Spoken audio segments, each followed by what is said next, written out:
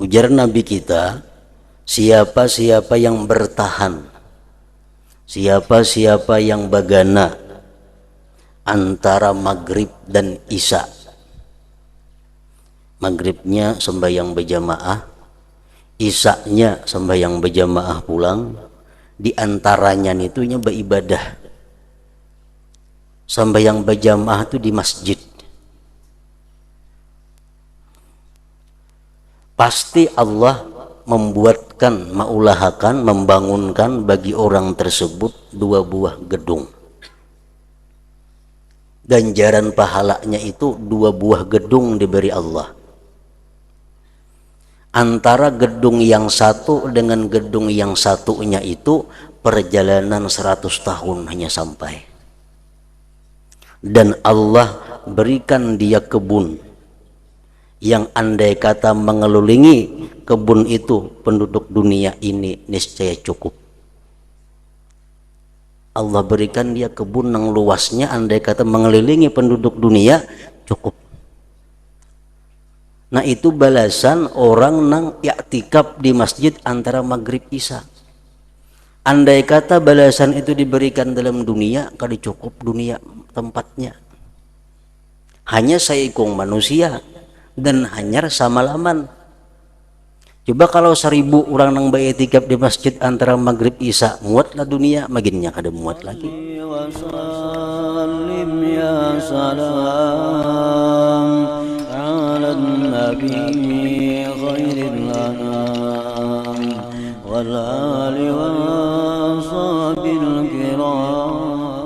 Bismillahirrahmanirrahim. Alhamdulillahirabbil alamin. Wassalatu wassalamu ala asyrafil anbiya wal mursalin Sayyidina maulana Muhammadin wa ala alihi wa sahbihi ajma'in. Qala al-musannif al-imam al-arif billah Abu Hamid Muhammad bin Muhammad al-Ghazali rahimahullah wa nafa'ana bi ulumih. Bismillahirrahmanirrahim. Nahmadullaha hamda muwahhidin in mahaka fi tauhidihi ma siwal haq siwal wahidil haqqi wa talasha wa numajjiduhu tamjida man yusarrihu bi anna kulla syai'in ma siwallah batilu wa la yatahasha wa anna kulla man fis samawati wal ardi la yakhluqu dhubaba wa la wajtama'u lahu wa la parasha wa nashkuruhu idrafa as-sama' li ibadihi saqfan mabniyya wa mahhadal arda bisatan lahum wa firasha wa kawwara al-laila 'ala an-nahari faja'ala al-laila libasan wan nahara ma'asha liyantashiru bi ibtigha'i fadlihi wa yanta'ishu bihi an dara'atil hajati inti'asha wa nusalli ala rasulihi alladhi yasdurul mu'minun an haudihi riwa'an ba'da wurudihim alaihi utasha wa ala alihi wa ashabihi alladhina lam yada'u bi nusrati dinihi tashammura wa inkimasha wa sallim tasliman katsira amma ba'du. Maka sesungguhnya pemilik segala pemilik dan pembuat sebab dari segala sebab itu, maksudnya Allah subhanahu wa ta'ala. Allah subhanahu wa ta'ala menjadikan akhirat sebagai negeri pahala dan siksa. Amal-amal ibadah yang kita lakukan di dalam dunia ini balasannya kayaknya di akhirat. Demikian pula amal-amal kejahatan, siksa dan hukumannya diterima di akhirat. Sedangkan dunia ini kada cukup tempatnya untuk menerima ganjaran-ganjaran pahala atau siksa-siksa dari Allah subhanahu wa ta'ala. Terlalu halus, terlalu sempit dunia ini apabila dijadikan negeri untuk pahala dan siksa tadi. Sebagaimana disabdakan oleh Rasulullah sallallahu alaihi wasallam, man akaba nafsahu bainal maghrib wal isya fi masjidi jama'atin lam yatakallam illa bi salatin aw bi qur'anin kana haqqan 'ala Allah ay yabniya lahu qasraini masiratu kulli kasrin minhuma mi'atu 'am wa yughrasu lahu bainahuma ghirasa law tafahu ahlul ardi lawasi'ahum. Ini hadis Rasulullah yang menyatakan bahwa dunia ini kada cucuk untuk balasan ibadah seorang hamba. Ujar Nabi kita, siapa-siapa yang bertahan, siapa-siapa yang bagana antara maghrib dan isya, maghribnya sembahyang berjamaah, isaknya sembahyang berjamaah pulang, di antaranya itunya beribadah. Sembahyang berjamaah itu di masjid. Pasti Allah membuatkan, maulahakan, membangunkan bagi orang tersebut 2 buah gedung. Ganjaran pahalanya itu 2 buah gedung diberi Allah. Antara gedung yang satu dengan gedung yang satunya itu perjalanan 100 tahun hanya sampai. Dan Allah berikan dia kebun yang andai kata mengelilingi kebun itu penduduk dunia ini niscaya cukup. Allah berikan dia kebun yang luasnya andai kata mengelilingi penduduk dunia cukup. Nah itu balasan orang nang i'tikaf di masjid antara maghrib isya. Andai kata balasan itu diberikan dalam dunia, kali cukup dunia tempatnya. Hanya seikung manusia dan hanya samalaman. Coba kalau 1000 orang nang i'tikaf di masjid antara maghrib isya, muatlah dunia, maginnya kada muat lagi. Atau tiap hari inya kada kemuatan lagi dunia. Jarak antara satu bangunan ke bangunan yang lain 100 tahun hanya sampai kada cukup umur kita menjalani. Nah makanya itu dunia ini bukan negeri pahala, bukan negeri pembalasan amal. Amal ibadah yang kita lakukan di dunia ini balasannya kayaknya di akhirat, di situ tempatnya. Demikian pula siksa. Demikian pula siksa. Dunia ini bukan tempat siksa orang yang maksiat. Kalaupun ada orang-orang yang maksiat itu terkena bala di dalam dunia ini, itu hanya alamat atau tanda bahwa di akhirat kaina lebih besar lagi ancaman siksa yang diterimanya. Sedangkan hukuman yang sebenarnya bagi orang yang melakukan maksiat di dalam dunia itu di akhirat kaina hukumannya. Di dunia kada cukup tempatnya. Sebagaimana sabda Rasul menyatakan, wa ra'aitu rijalan buyutuhum kal buyut fiha hayatun wa aqarib tura min zahiri butunihim. Faqultu man haula ya Jibril? Faqala haula akalatur riba. Waktu Isra Mi'raj Nabi kita melihat orang-orang yang perut mereka itu macam rumah. Parutnya macam rumah, kayak apa orangnya? Waktu Isra Mi'raj Rasulullah diperlihatkan manusia nang perutnya itu ganalnya macam rumah. Di dalam parut itu pulang kelihatan ada ular, ada kala. Tura dilihat min zahiri butunihim. Kelihatan nah dalam parutnya kelihatan ular, kala, macam-macam. Ujar Nabi, siapa mereka itu hai Jibril? Jibril menjawab, haula akalatur riba. Itu orang yang makan riba. Orang yang mau makan riba. Andai kata di dalam dunia diandak Tuhan macam itu, bisa kada muat dunia ini. Sahabat 100 sama makan riba di berapa ini hibak berapa manusia yang kaya rumah parut. Nah, jadi dunia bukan tempat pembalasan baik pahala atau siksa. Allah menjadikan akhirat sebagai negeri pahala dan siksa. Sedangkan dunia sebagai negeri beban. Dunia ini negeri beban. Kita disuruh ini oleh Allah, dilarang itu oleh Allah. Dan keguncangan. Dunia ini negeri kegelisahan. Orang kada ada nyaman hidup dalam dunia.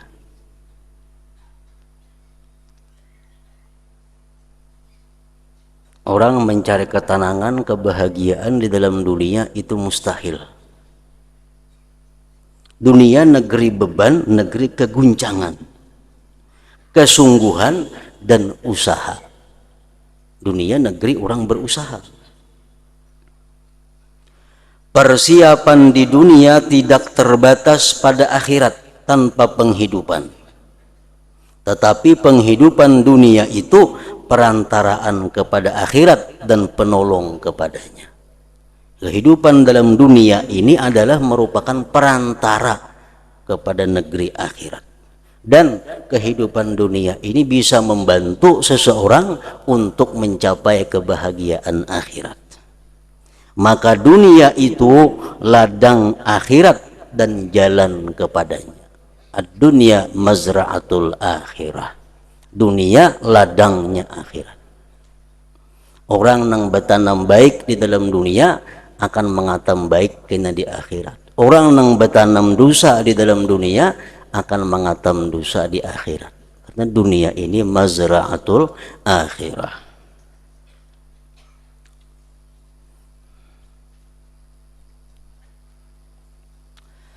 Manusia itu ada tiga, yaitu pertama, seseorang yang disibukkan oleh penghidupannya dari akhiratnya.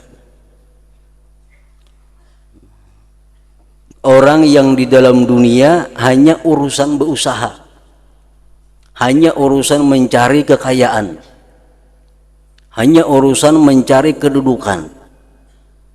Itu saja kesibukannya. Urusan akhirat kada dalam pikirannya. Maka ia termasuk orang-orang yang binasa. Maka dia termasuk orang-orang yang binasa. Pikirannya hanya dunia, kesibukannya hanya dunia, pemikirannya hanya dunia, kawan-kawannya hanya ahli dunia, perkumpulannya hanya orang-orang dunia. Yang kedua, seseorang yang disibukkan oleh akhiratnya dari penghidupan dunianya.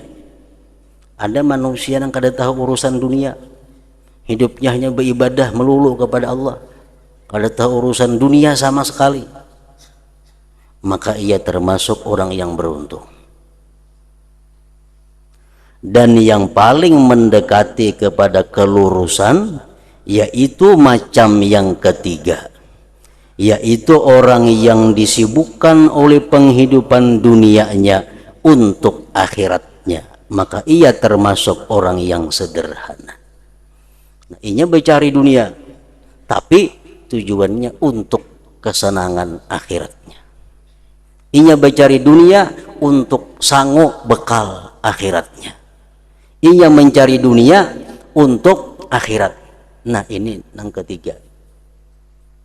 Berdagang juga, berusaha juga, cuma kada lepas daripada kepentingan akhirat.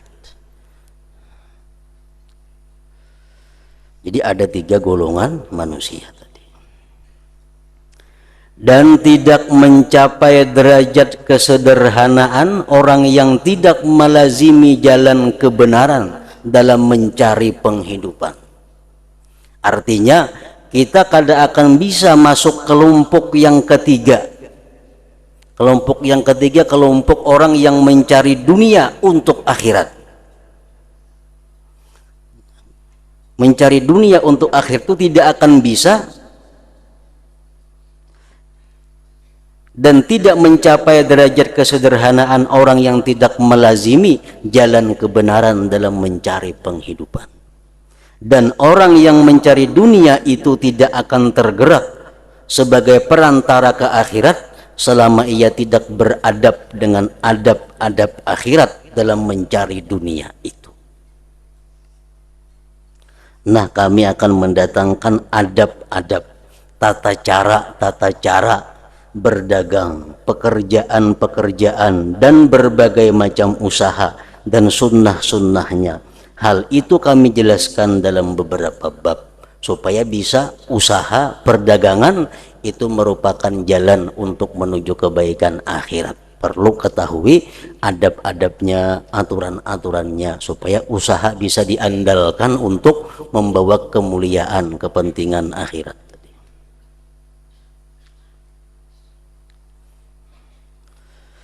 Bab mengenai keutamaan usaha dan dorongan atasnya. Adapun dari Al-Quran maka firman Allah Ta'ala, وَجَعَلْنَا النَّهَارَ مَعَاشًا, surat An-Naba ayat 11. Artinya, dan kami jadikan, ujar Tuhan, siang untuk mencari penghidupan. Siang itu dijadikan Allah untuk manusia mencari penghidupan. Dia sebutkan siang itu dalam tawaran mencari anugerah. Dan dia Allah Ta'ala berfirman, وَجَعَلْنَا لَكُمْ فِيهَا مَعَايِشَ قَلِيلًا مَا تَشْكُرُونَ, Al-A'raf 10. Artinya, dan kami jadikan bagimu muka bumi, di muka bumi itu sumber penghidupan. Amat sedikitlah kamu bersyukur kepada Allah. Tuhanmu menjadikannya sebagai nikmat dan dia menuntut kesyukuran atasnya nikmat itu. Dan Allah Ta'ala berfirman, laisa alaikum junahun an tabtagu fadlan min rabbikum, Al-Baqarah 198. Artinya, tidak ada dosa bagimu untuk mencari karunia dari Tuhanmu. Kada berdosa berdagang itu, kada berdosa bertani, kada berdosa orang berusaha mencari karunia Allah. La junah, laisa alaikum junah. Ayat ini menurut para ulama tafsir diturunkan kepada orang-orang yang hendak berhaji. Orang-orang yang hendak berhaji itu mereka kada hakun tulak haji sambil membawa barang dagangan. Mereka kada hakun naik haji membawa sambil membawa barang dagangan. Takutan kalau ku berdosa, takutan kalau ku hajinya kada berpahala. Jadi kayaknya biar di Makkah minta-minta kagawian, napakah? Nah, Allah kada ketuju macam itu. Ujar Tuhan, laisa alaikum, tidak ada dosa bagimu untuk mencari karunia dari Tuhanmu. Jadi sambil naik haji silahkan membawa barang jualan dari kampung kita, dibawa ke sana untuk dijual sebagai nafkah hidup di sana. Jangan minta-minta di situ. Dalam tafsir Sawi Al-Jalalain disebutkan ada 3 kelompok manusia yang terhubung dengan ayat Allah ini. Ada orang yang naik haji sambil tujuan utamanya berdagang. Ini kan Makkah itu musim haji berdagang nang ianya. Naik hajinya nomor 2. Nah, ini orang kada berpahala. Tapi kewajiban hajinya gugur. Artinya kewajibannya sudah gugur, namun pahalanya kada dapat. Kenapa? Karena tujuannya berhaji itu nang utama adalah membawa perdagangan. Ada kelompok nang kedua lagi, orang naik haji itu sama tujuannya, berdagang sekaligus naik haji. Andai kata inya kada berdagang, inya kada naik haji. Andai kata inya naik haji, inya kada berdagang, sama. Nah, ini orang pahalanya ada cuma sedikit dan hajinya pun gugur. Kelompok yang ketiga, orang yang naik haji, tujuan utama naik haji tapi sambil membawa barang dagangan dengan tujuan untuk menafkahi diri kita di sana. Nah, ini orang-orang yang mendapat pahala dan dunia akhirat. Orang yang dapat keuntungan dunia dan akhirat. Jadi mulai kampung membawa dagangan. Tujuannya untuk menunjang haji supaya di sana kena diam, nafkahnya ada dari dagangan ini. Nah, itu dapat keuntungan dunia dan akhirat.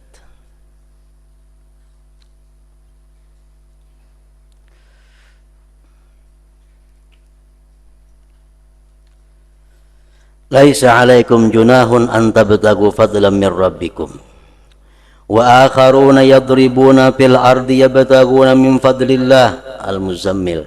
Artinya, dan orang-orang yang berjalan di muka bumi mencari sebagian karunia Allah. Dan Allah Ta'ala berfirman, fantashiru bil ardi wabtagu min fadlillah. Artinya, dan bertebaranlah kamu di muka bumi dan carilah karunia Allah.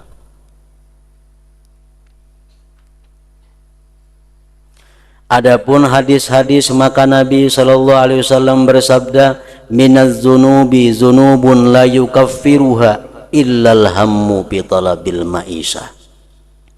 Artinya, sebagian dosa-dosa adalah dosa-dosa yang tidak dihapus kecuali oleh pikiran dalam mencari penghidupan. Kita berpikir mencari nafkah itu bisa menghapuskan dosa. Berpikir untuk mencari penghidupan supaya bisa mengungkusi diri, mengungkusi keluarga. Nah, kita berpikir untuk itu bisa menghapuskan dosa. Dan beliau alaihi salatu wassalam bersabda, at-tajirus saduq yuhsyaru yaumal qiyamah ma'as siddiqin wasyuhada. Artinya, pedagang yang jujur pada hari kiamat akan dihalau bersama siddiqin dan orang-orang yang mati syahid. Hadis lain riwayatnya menyatakan, at-tajirus saduq tahta zillil arsy yaumal qiyamah. Pedagang yang benar-benar sadik, pedagang yang benar-benar jujur, itu berada di bawah naungan aras pada hari kiamat kaina, kada kepanasan. Tapi at-tajirus saduq, pedagang yang jujur. Pedagang yang jujur itu artinya sangat banyak, sangat luas pengertiannya. Satu, pedagang yang jujur itu pedagang yang benar-benar amanah. Ada kerusakan barang, ada keaiban barang, dipadahkan. Yang kedua, kadang mau memuji-muji barang dagangannya. Yang ketiga, dalam perdagangan itu inya benar-benar berjalan sesuai dengan syariat, ijab, kabul, akad dan sebagainya. Yang keempat, barang yang didagangnya itu barang dagangan yang disukai atau diridhai oleh Allah Subhanahu wa Ta'ala. Itu pedagang nang saduk. Inya kada berjual barang, kada berjual benda nang dimurkai Allah. Inya kada berjual barang, kada berjual benda nang membuat orang jadi maksiat dengan benda itu. Bisa berjual baju rok umpamanya.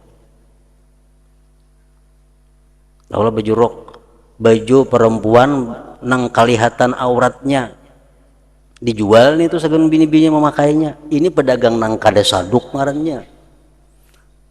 Bujurainya pedagang baik, cuma nang didagangnya ini nang maulah orang jadi maksiat.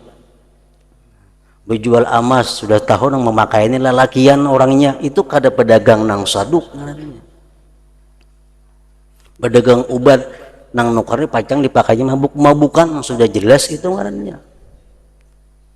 Jual obat kunidin, jual obat batuk, nang nukarnya 1000, nang nukar umpamanya sekian biji, sudah tahunya pacang diminumnya sagan mabuk.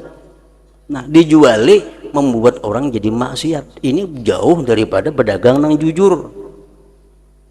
Jadi pedagang yang jujur nang dapat naungan aras pada hari kiamat, nang berkumpul lawan para nabi, para siddiqin, itu pedagang nang menjual barang nang diridai Allah. Menjual barang nang kada sagan orang maksiat. Penjualannya jujur, berjualnya amanah, berjualnya kada ada dusta, berjualnya kada memuji barang dan sebagainya.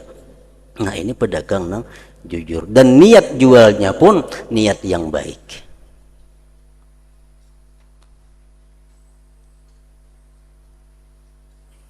Hanya ada sebagian perkataan ulama bahwasanya al-Islam mahjubun bil muslimin. Artinya Islam itu didinding oleh orang Islam juga. Maksudnya Islam itu dirusak oleh orang Islam juga.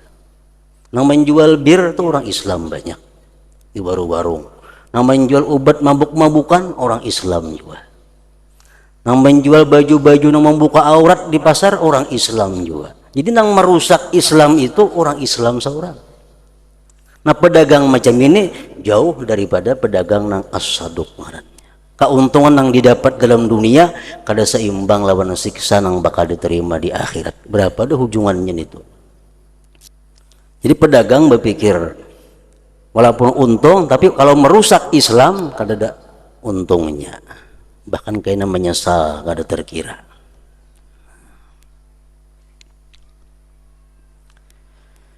At-tajiru saduq yuhsyaru yaumal qiyamah ma'as siddiqin wasyuhada. Artinya pedagang yang jujur pada hari kiamat akan dihalau bersama siddiqin dan orang-orang yang mati syahid.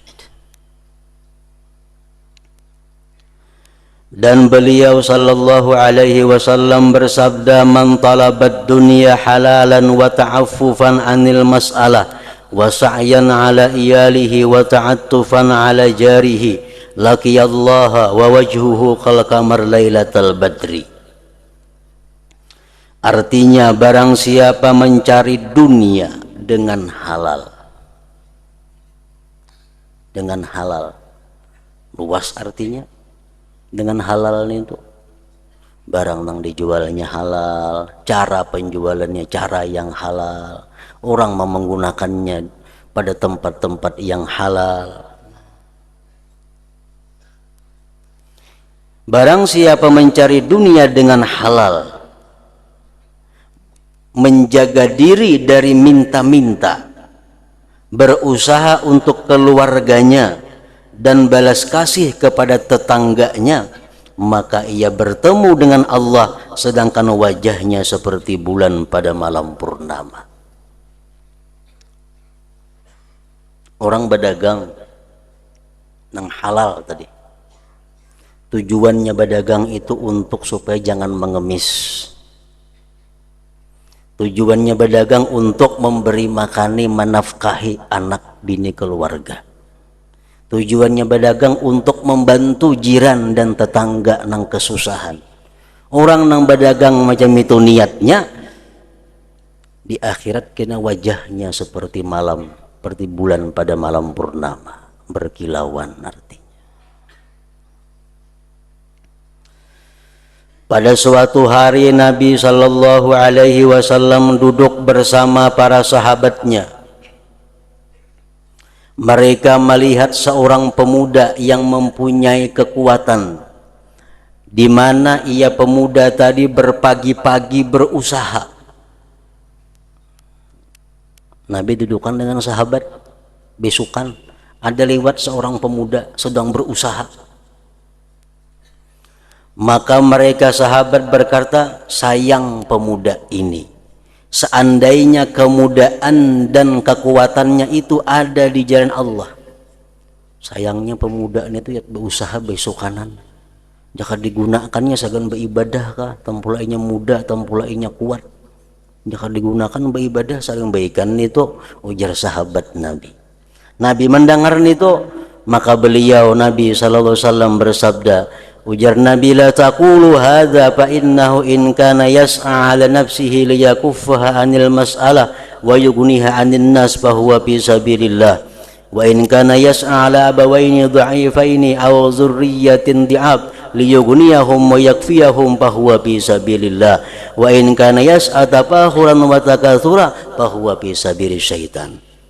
Ujar Nabi, janganlah kamu ucapkan ini, jangan dipadahkan kayak itu ya Nabi.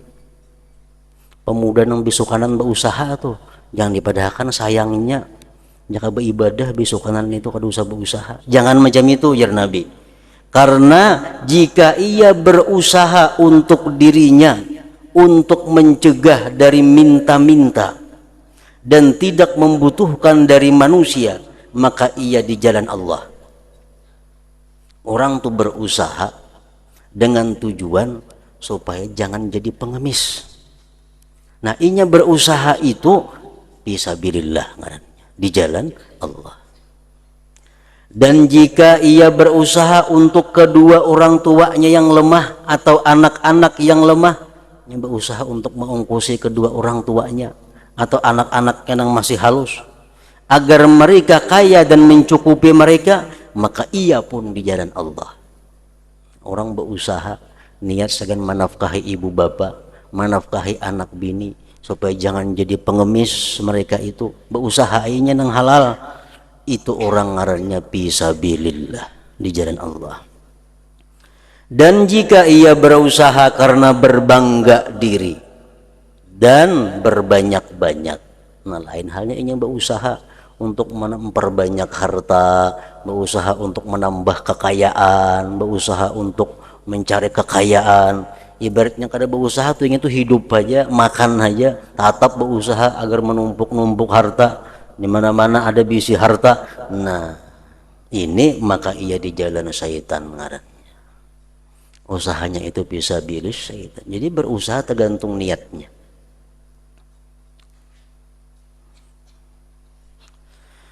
Dan Nabi SAW bersabda, innallaha yuhibbul abda yattakhidul mihnata liyastaghniya biha anin nas wa yabghadul abda yata'allamul ilma yattakhidhuhu mihnah. Sesungguhnya Allah mencintai hamba yang mengambil pekerjaan agar ia kaya dari manusia. Maksud kaya itu kadang mengemis, kadang meminta. Allah suka seorang hamba yang bekerja agar dia kada jadi pengemis. Dan dia Allah membenci hamba yang belajar ilmu yang dijadikannya sebagai pekerjaan. Allah kada katuju seorang penuntut ilmu tapi mengharap balas kasih orang, artinya ini menuntut ilmu supaya diberi orang, supaya dimacam-macami oleh orang. Nah, itu Allah kada suka yang demikian. Dan di dalam hadis innallaha ta'ala yuhibbul mu'minal muhtarib, artinya sesungguhnya Allah mencintai orang mukmin yang bekerja. Dan beliau sallallahu alaihi wasallam bersabda, ahallu ma akala ar-rajul min kasbihi wa kulli bai'in mabrur. Artinya sepaling halal sesuatu yang dimakan oleh seorang laki-laki adalah dari usahanya dan tiap-tiap jual beli yang baik, jual beli yang lulus, yang mabrur artinya. Dan di dalam hadis lain, ahallu ma akalal abdu kasbu yadis sani' idza nasaha. Artinya sepaling halal apa yang dimakan oleh hamba adalah usaha tangan orang yang bekerja apabila ia nasihat. Artinya bila dia menghendaki kebaikan dengan usahanya itu. Dan beliau alaihi salatu wassalam bersabda, alaikum bittijarah fa inna fiha tis'ata asyarir rizq. Artinya lazimilah berdagang, karena padanya terdapat 9/10 rezeki. Rezeki Allah itu 9/10-nya diletakkan, dibagi untuk orang-orang yang berdagang. Makanya kebanyakan yang sugih itu orang berdagang. Orang petani jarang sugih, buruh jarang sugih. Kenapa? Rezeki Allah berputar kebanyakannya di intang bubuhan pedagang itu. Dan diriwayatkan bahwa Isa alaihissalam melihat seorang laki-laki, maka beliau bertanya, apakah yang kamu kerjakan? Jadi Nabi Isa lawan laki-laki itu, kamu begawin apa? Ia menjawab, saya beribadah. Saya beribadah. Beliau bertanya lagi kepada laki-laki tadi, siapakah yang menanggungmu? Siapa yang mau mengungkusi ikam? Ia menjawab, saudaraku. Saudaraku yang mau mengungkusi. Isa bersabda, saudaramu lebih beribadah daripada kamu. Saudaramu lebih beribadah daripada kamu. Artinya pahalanya tagana saudaramu nang maungkusi ikam beribadah itu.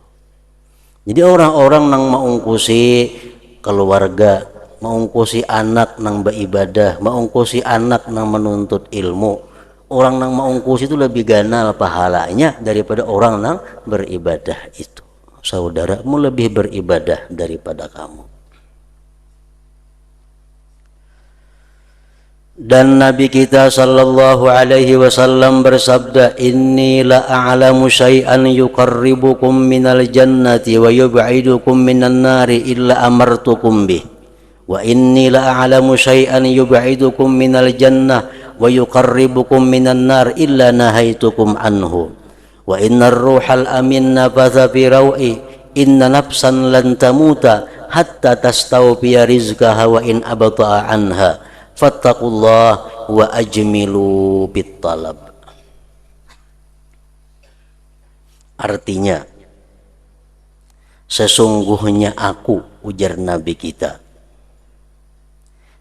sesungguhnya aku tidak mengetahui sesuatu yang mendekatkan kamu ke surga dan menjauhkan kamu dari neraka, melainkan aku memerintahkannya kepadamu.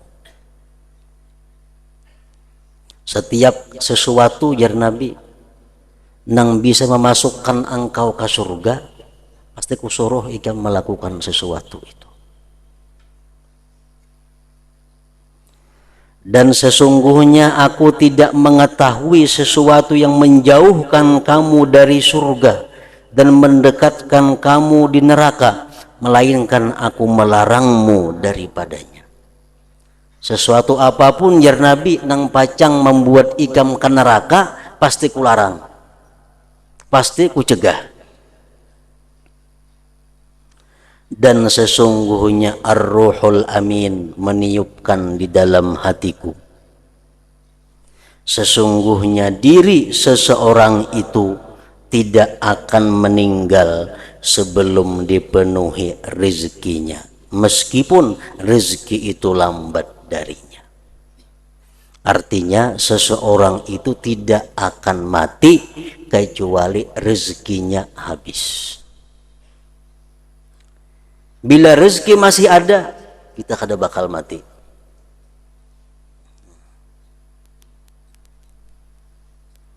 Seseorang tidak akan mati kecuali sudah habis jatah rezeki yang diberikan Allah kepadanya.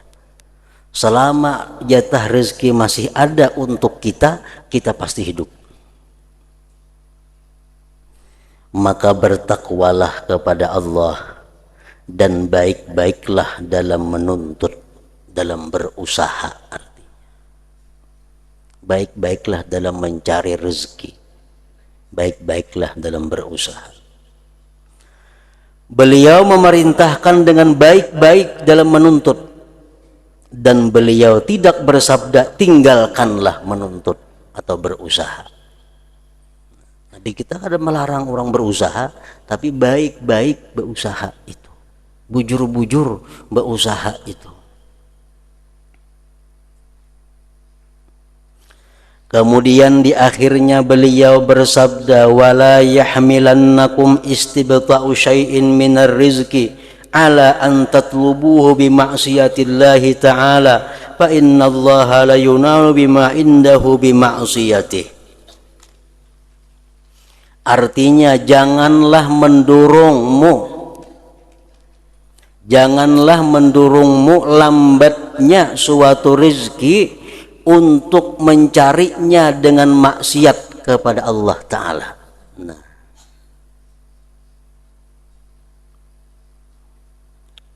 jangan sampai karena rezeki ini lambat datang lalu melakaskannya dengan maksiat. Jangan sampai.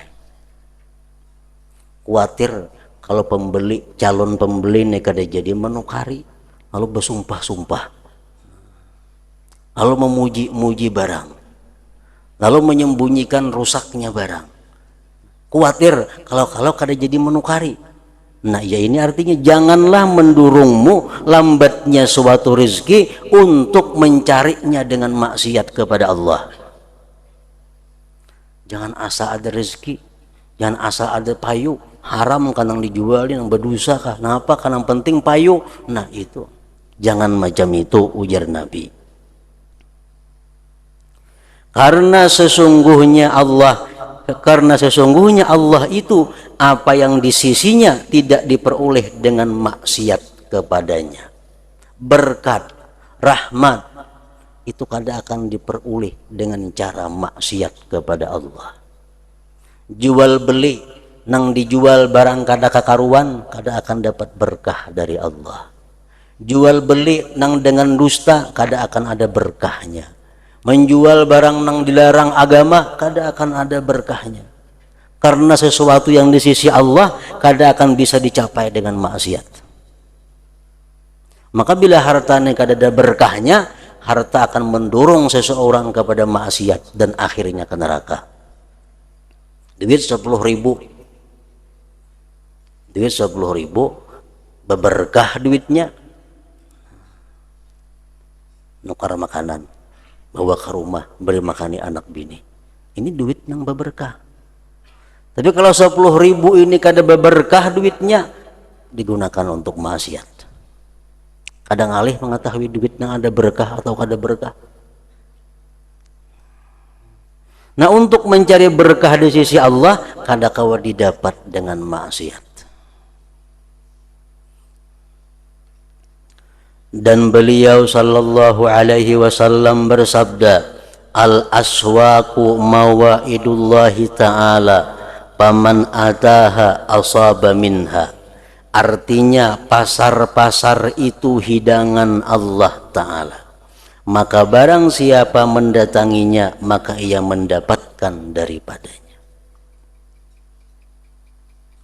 Dan Nabi alaihi salam bersabda, la ayyakhuza ahadukum hablahu fayahtatibu ala zahrihi khairun min ayyatiya rajulan a'tahu Allah min fadlihi fayas'aluhu a'tahu aw mana'ahu.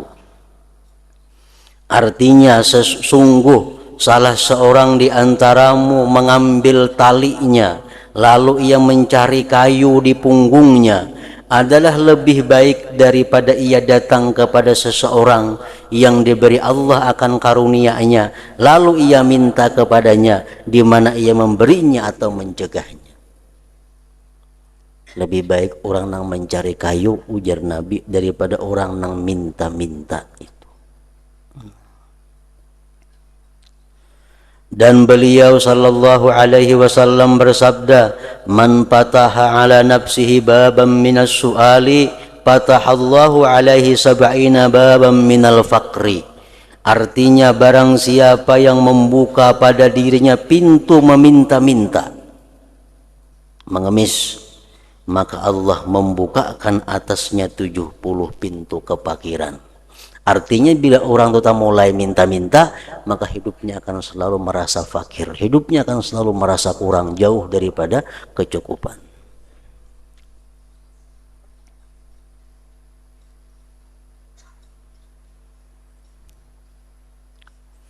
Nah, hingga situ ada pun asar.